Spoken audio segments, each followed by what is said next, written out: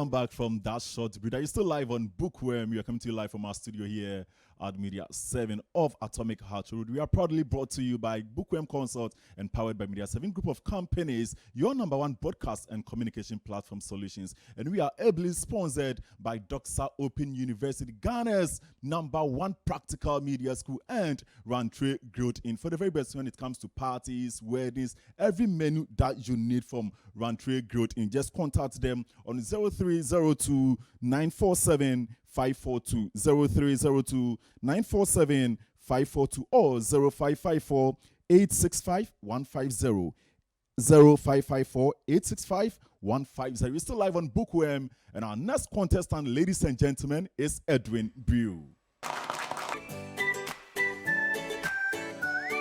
Hello, Ghanaians. Please, my name is Edwin Hesbanbrew, and the contestant for Bookworm reading competition. Okay. Please vote for me to keep me in the competition. Bookworm, read today, lead tomorrow. These sites.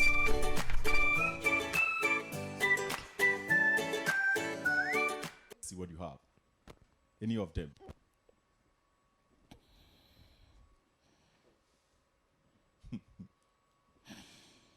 Okay, so that's the lucky one, right? Okay. So put it down. What's the title? You can make a difference. All right, judges, Edwin is ready. Edwin, let's go. Tanaba was a girl who loved her village even though she had a basic education in Accra. She was an only child with long, slick, dark hair. The thing that set her apart from others was her determination to make a difference in her country. She started her own initiative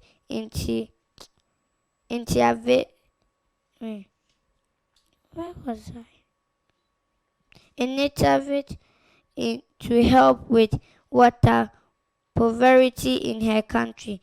She was so happy with her vision of reducing the water supply defect in Ghana. She was practically smiling from ear to ear.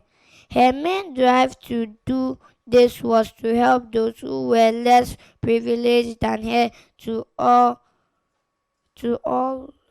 am I?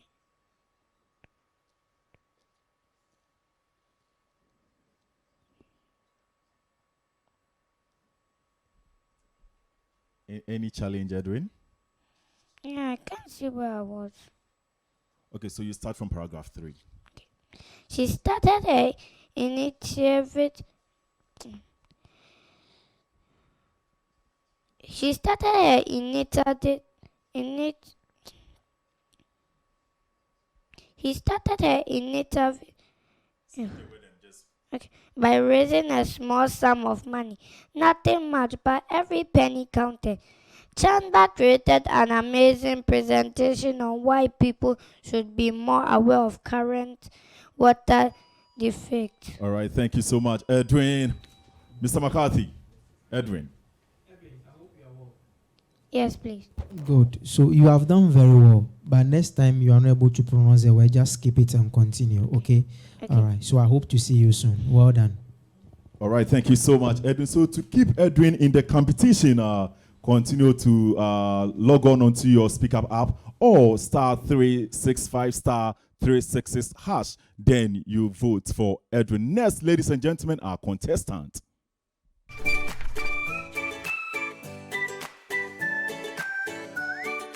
Hello, Ghanaians. My name is Branson and I am a contestant of the Bookworm reading competition. Please vote for me to keep me in the competition. Bookworm, read today, read tomorrow. Thank you. Bye-bye. How are you doing? I'm fine. And are you ready? Yes. Okay, so turn to your back. You will see 2 shelves, and we have 10 stories packed. Pick any of them and let's see what you have.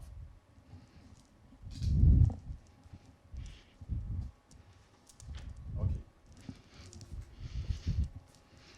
You mentioned the title and you start.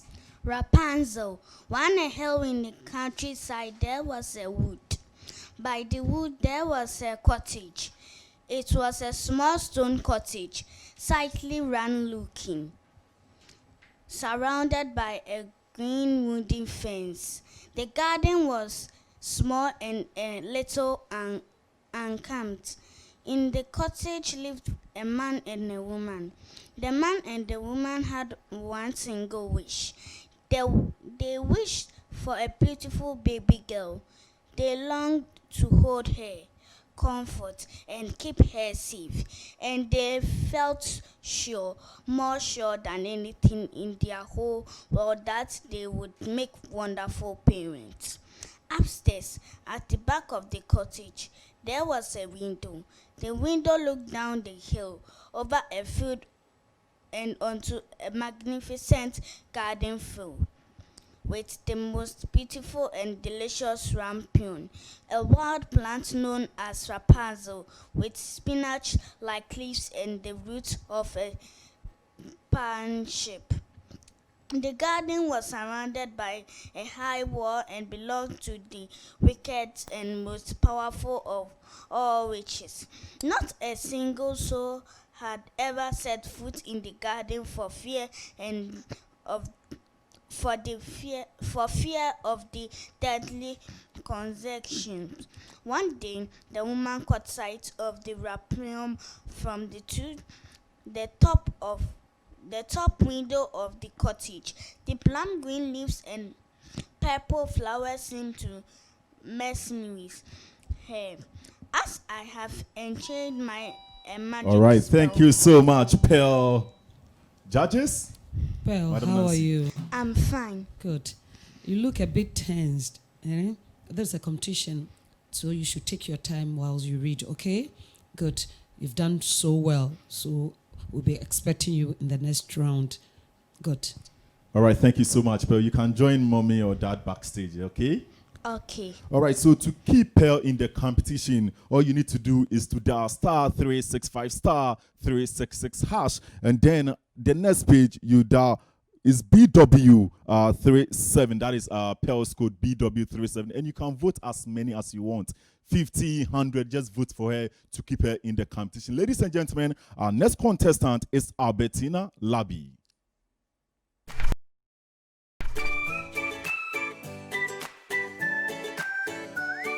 Hello Ghanaians, my name is Albertina Ayeko Ajete-Labi and a contestant for Bookworm reading competition. Please vote for me to keep me in the competition. Bookworm, read today, lead tomorrow.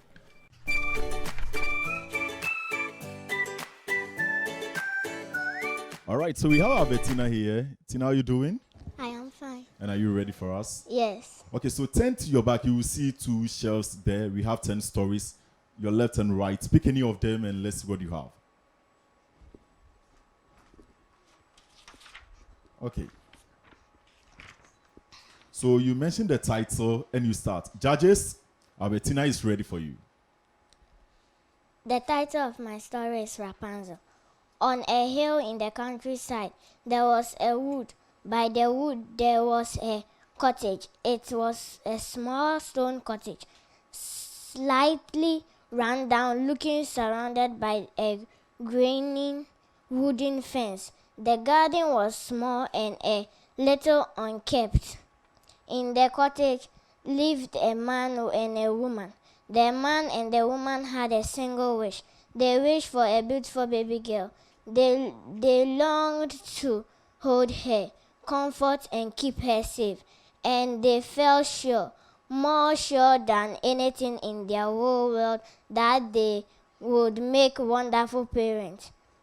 Upstairs, at the back of the cottage, there was a window. The window looked down the hill, over a field, and onto the magnificent garden filled with the most beautiful and delicious rampion, a wild plant known as Rapunzel with spinach-like leaves and the roots of a pansnip.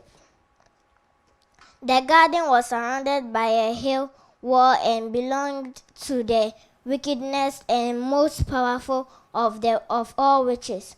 Not a single soul had ever set foot in the garden for fear of the deadly consequences. One day, the woman caught sight of a rampant from the top window of the cottage.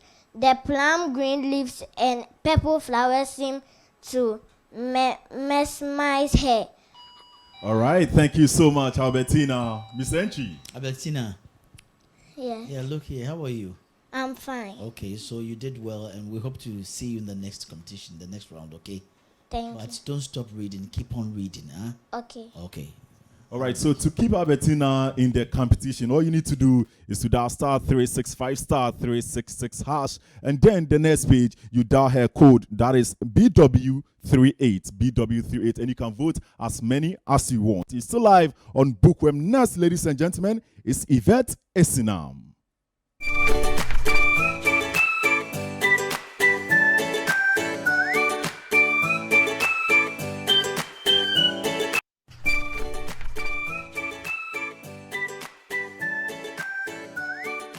Hello, lovely viewers.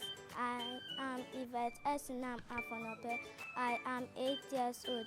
I am a contestant of Bookworm. Kindly vote for me.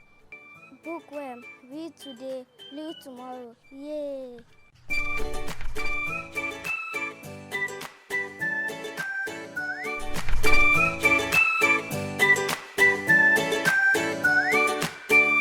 Hello, Esinam. How are you doing?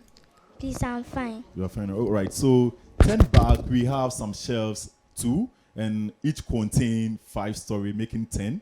So pick any of them. Any of them.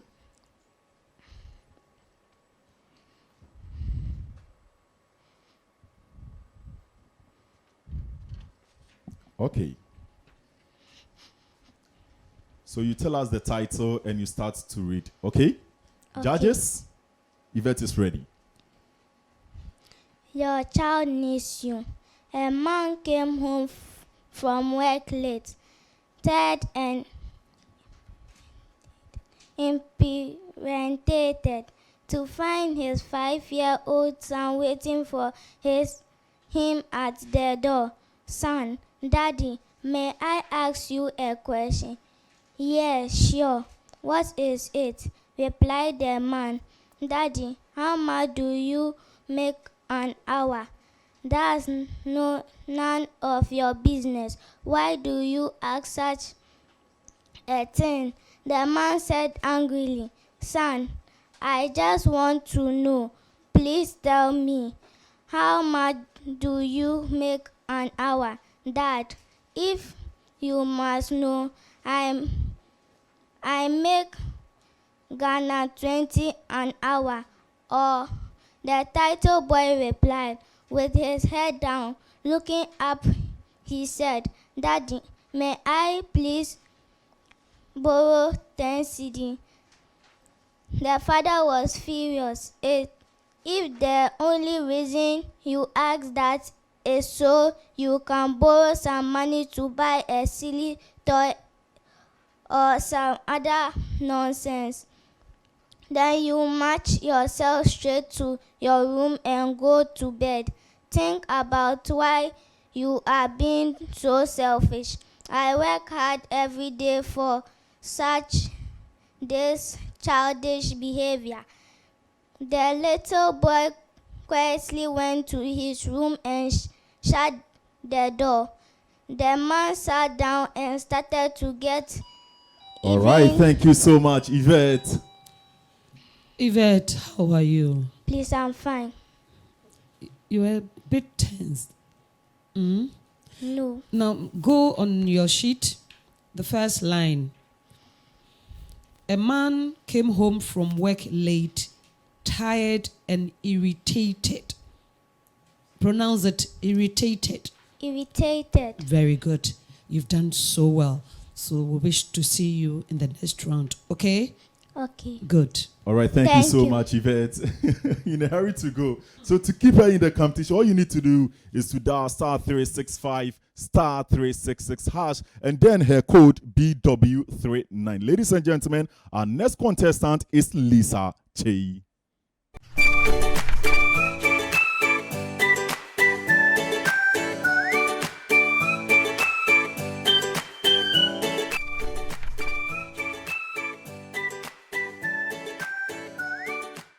Ghanaians. My name is Lisa Che. The name of my school is New Era Star Academy. I am one of the Bookworm contestants. Please vote for me to keep me in the competition. Bookworm, read today, lead tomorrow. Thank you.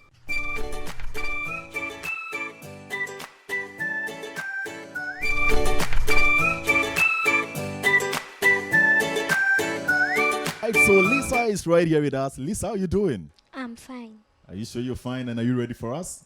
Yes. All right, so turn back and pick any of the stories from the shelf. Any of them.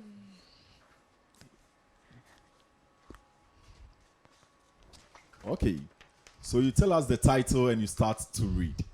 Hansel and Gretel. Yeah, start. Down in the valley was a wood. Next to the wood was a cottage. And in the cottage lived a woodcutter and his 2 children, a little boy called Hansel and his sister Gretel. The woodcutter was a very poor man. Work was scarce and he had fallen on very hard times. He couldn't even earn enough to feed the family every day. So, more often than not, the children went hungry. Despite their situation, Hansel and Gretel's spirit remained high. They never once complained. They could see how much their father loved them and how hard he was working. Even if his work brought little reward. One evening, after the children had got to bed, the woodcutter sat talking to his wife next to the fire. The woman was not Hansel and Gretel's real mother. She did not care for them one bit. Quite the opposite, in fact. She was an evil stepmother. That wanted them gone at the first opportunity. "Oh, wife," said the woodcutter, "I can barely support you and myself. Never mind the children. What on earth are we going to do?" "I know what to do," she said. All right, thank you so much, Lisa. Mr. McCarthy. All right, Lisa. I hope you are fine. Yes. Okay, so you have done very well, but just to correct some few errors. On the second paragraph, the word is scarce. Okay, kindly pronounce it after me. Scarce. Discuss. Scarce. Scarce. Good, beautiful. And then the third paragraph is despite. Despite. Yes, despite their situations. Okay. Okay. And then the very last one is quite the opposite. Quite the opposite. Quite the opposite. Good. But nevertheless, you have done very well. Okay. And I hope to see you again very soon. Thumbs up. All right, thank you so much, Lisa. So to keep Lisa in the competition, all you need to do is to dial *365 *366# and then you follow the procedure to BW40 to keep Lisa in the competition. We go for a bidder, but then in case you want to sponsor, you want to be part of the program, please call 0266 715 307, 0266 715 307 or 0246 916 298, 0246 916 298. It's still Bookworm. Read today, lead tomorrow. We will be back after the breather.